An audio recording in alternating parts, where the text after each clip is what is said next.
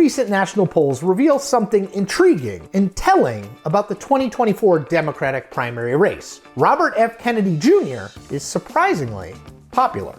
Consider, number one, a Fox News poll put President Biden at 62% to 19% for RFK Jr. and 9% for Marianne Williamson. And number two, an Emerson College poll had the race at 70% for Biden to 21% for RFK Jr. and 8% for Williamson. So, what gives? After all, RFK Jr. is, well, a bit of a nut. He's been one of the leading voices in the anti-vaxxer movement for the better part of the last 2 decades. Quote, "The minute they hand you that vaccine passport, every right that you have is transformed into a privilege contingent upon your obedience to arbitrary government dictates," Kennedy told an anti-vaccine rally in 2022, adding this, "It will make you a slave." Then there's this, as the New York Times noted of Kennedy. Mr. Kennedy has effectively used his talent in one of the most prominent names in American political history as a platform for fueling resistance to vaccines that could save countless lives.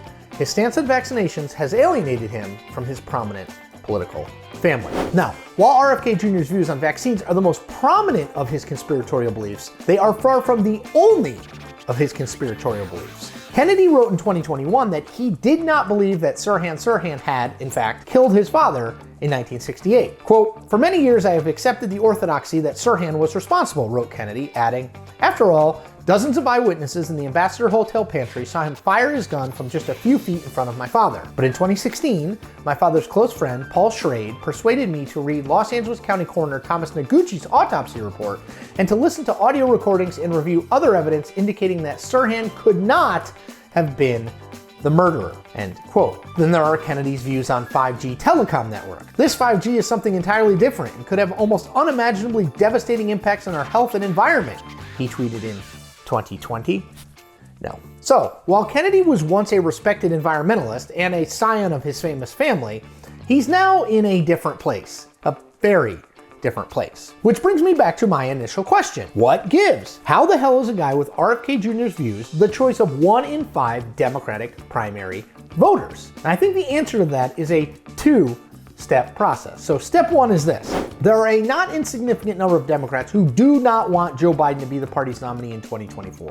A recent NBC News poll found that 51% of Democrats would prefer Biden not to run again. 51%. Those Democrats tend to be on the younger end, and they want an alternative, any alternative to Biden. And that phenomenon, by the way, also explains how Williamson, who was an asterisk in terms of support in the 2020 race, is clocking 8 and 9% of the vote in these recent polls. And step 2, the Kennedy name is still very well known in Democratic politics. My strong guess is that the vast majority of those Democrats opting for RFK Jr. in a primary against Biden have zero idea what he actually believes on vaccines or anything else. What they do know is that they don't want Biden, and they know the Kennedy name. It's not clear to me how many of them would stick with RFK Jr. if informed of his actual views, although it would seem that most of them would probably abandon RFK Jr. for Williamson as opposed to going back to Biden per step 1 above. Now, understanding the why behind RFK Jr.'s surprisingly strong numbers is one thing. Figuring out whether it will matter to Biden as he pursues the party's nomination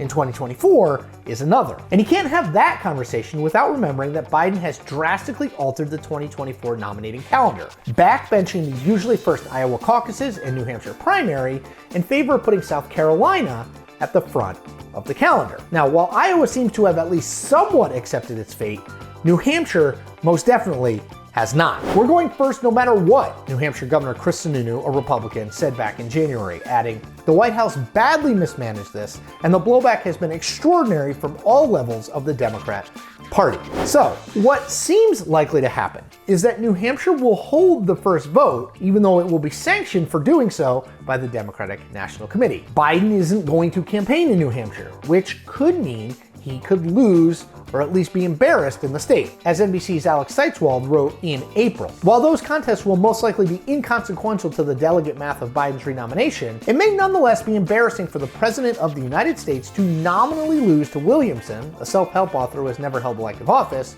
or Kennedy, an anti-vaccine activist with a famous last name.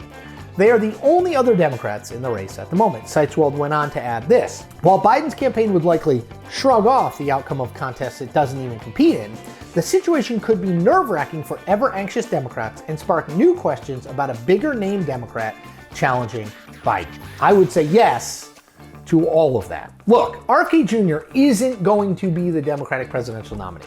He's not even going to come close. His beliefs are little known to the broader Democratic electorate, and if he ever started to surge in the race, Biden could destroy him with a single TV ad that just outlined some of his more controversial views. But that doesn't mean his candidacy is irrelevant. His presence in the race and the willingness of so many Democrats, relatively speaking, to support him speaks to the lingering dissatisfaction with Joe Biden as the 2024 nominee. So what? It's virtually impossible for me to see any substantial portion of Democrats, even those most adamantly opposed to Biden, voting for Donald Trump in the 2024 general election, which likely means this is a temporary annoyance for Biden, but it's an annoyance nonetheless.